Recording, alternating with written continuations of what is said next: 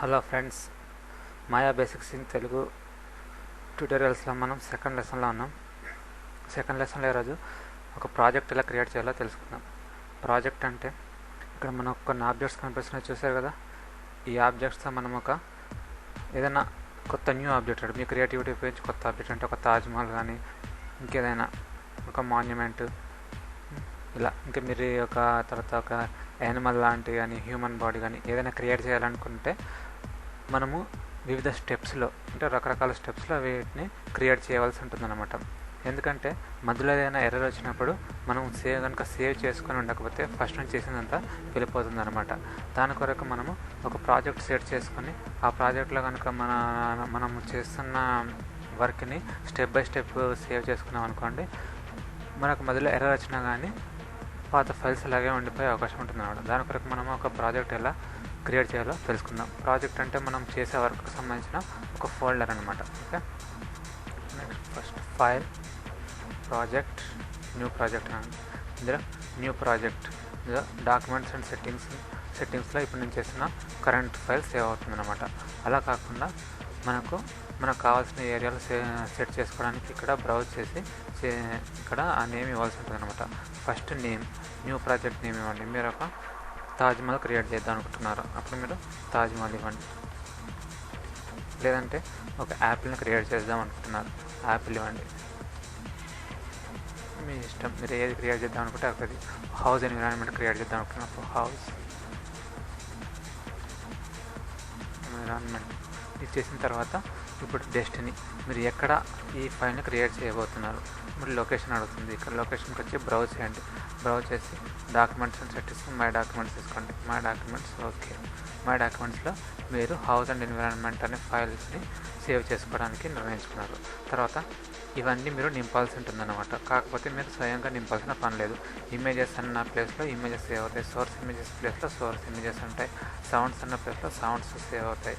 ఇలా మెల్ ఉన్న దగ్గర మెల్ సేవ్ అవుతుంది. దాని కొరకు మీరు ఇక్కడికి వచ్చి యూజ్ డిఫాల్ట్స్ అన్న ప్లేస్లో క్లిక్ చేయండి. డిఫాల్ట్గా అన్నీ వచ్చేస్తాయి. ఓకే, వచ్చేసిన తర్వాత హౌస్ అండ్ ఎన్విరాన్మెంట్ మై డాక్యుమెంట్స్లో సేవ్ అవుతుంది. ఓకే, ఇప్పుడు మీరు యాక్సెప్ట్ చేయండి. ఓకే, మీరు మై డాక్యుమెంట్స్లో కనుక వెళ్ళి చూసుకుంటే మీరు ఇంతకుముందు చేసిన house and environment folder create చేయబడి ఉంటుంది. ఒకసారి వెళ్ళి చూడండి. Okay, file, open scene, my documents, చూసారా, house and environment. House and environment ఫోల్డర్ని కనుక మీరు ఒకసారి ఓపెన్ చేస్తే ఏమేమి ఉన్నాయో చూడండి. 3D paint, textures, clips, data, DFX, for images, mail, ఇవన్నీ మనం ఇంతకుముందు చూసాం. అక్కడ అందులో మనం ఏదైతే నింపామో యూజ్ డిఫాల్ట్స్ అనే ట్యాబ్ మీద క్లిక్ చేసాం కదా, అవే ఇక్కడ ఉంటాయన్నమాట. ఇందులో మనకు సీన్స్ అనేది ఒక ఇంపార్టెంట్ ప్లేస్ అనమాట. ఈ సీన్స్లోనే మీరు ఫర్దర్గా సేవ్ చేయబోయేవన్నీ ఇందులో వచ్చి ఉంటాయి. ఇప్పుడు చూడండి, సీన్స్ అనే ఫోల్డర్ ఖాళీగా ఉంది కదా, ఇప్పుడు నేను దీన్ని సేవ్ చేస్తాను. చూడండి, ఇప్పుడు మనం ఏదన్నా ఒకటి క్రియేట్ చేసుకొని సేవ్ చేసుకుందాం. ఓకే, ఇలా క్రియేట్ చేశాను. ఇప్పుడు ఈ ఫైల్ను సేవ్ చేసుకోవాలి. ఫైల్, సేవ్ సీన్ యాజ్లో మై డాక్యుమెంట్స్లో హౌస్ అండ్ ఎన్విరాన్మెంట్ సీన్స్, ఇట్లా మనం ఈ విధంగా వెళ్ళొచ్చు. లేదంటే డిఫాల్ట్గా ఇంతకుముందే మనం దాన్ని క్రియేట్ చేసాం కాబట్టి అదే వస్తుంది. చూడండి, ఫైల్, సేవ్ సీన్ యాజ్ అనగానే సీన్స్ వచ్చింది, చూసారా. పైకి వెళ్తే ఎక్కడున్నాం, documents and settings, my documents, house and ఎన్విరాన్మెంట్లో ఉన్నారు, చూసారా.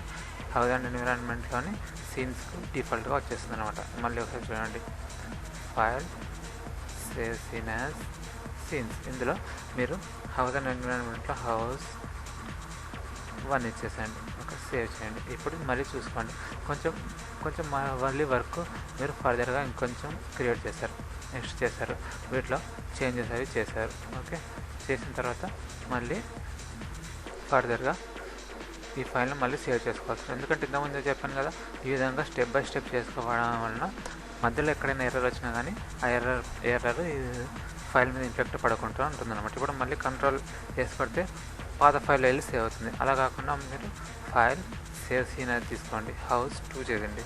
ఇంతకుముందు హౌస్ సీన్ ఉంది, హౌస్ 1 ఉంది, చూసారా. మళ్ళీ అక్కడే హౌస్ 2 అని ఉంటుంది అనమాట, హౌస్ 2. మీరు ఇలా ఎన్ని క్రియేట్ చేస్తూ వెళ్ళినా కానీ అది వచ్చేసి మీరు ఇంతకుముందు క్రియేట్ చేసిన హౌస్ ఎన్విరాన్మెంట్ ఫోల్డర్ని వెళ్ళి సేవ్ అవుతుంది. మళ్ళీ ఒకసారి చూడండి, ఓపెన్ సీన్.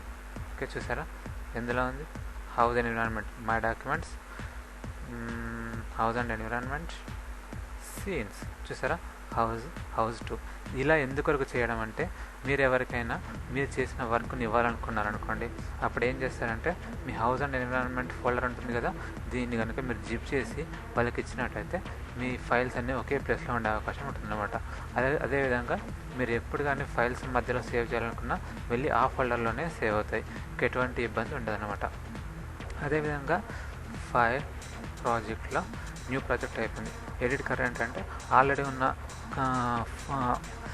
ఉన్న ప్రాజెక్ట్ని కూడా మనం నేమ్ చేంజ్ చేసుకోవచ్చు. ఇప్పుడు హౌస్ అండ్ ఎన్విరాన్మెంట్ ప్లేస్లో తాజ్మహల్ ఇవ్వచ్చు, అలా ఏదైనా చేసుకోవడానికి అవకాశం ఉంటుంది. కాకపోతే హౌస్ అండ్ ఎన్విరాన్మెంట్ తీసుకోవట్లేదు, ఇది డిఫాల్ట్గా అలాగే ఉంటుంది name location. Okay, close. File project edit అంటే సెట్, ఇక్కడ న్యూ ప్రాజెక్ట్ అనమాట. మళ్ళీ సెట్ ప్రాజెక్ట్ అంటే మటుకు న్యూ ప్రాజెక్ట్ కాదండి.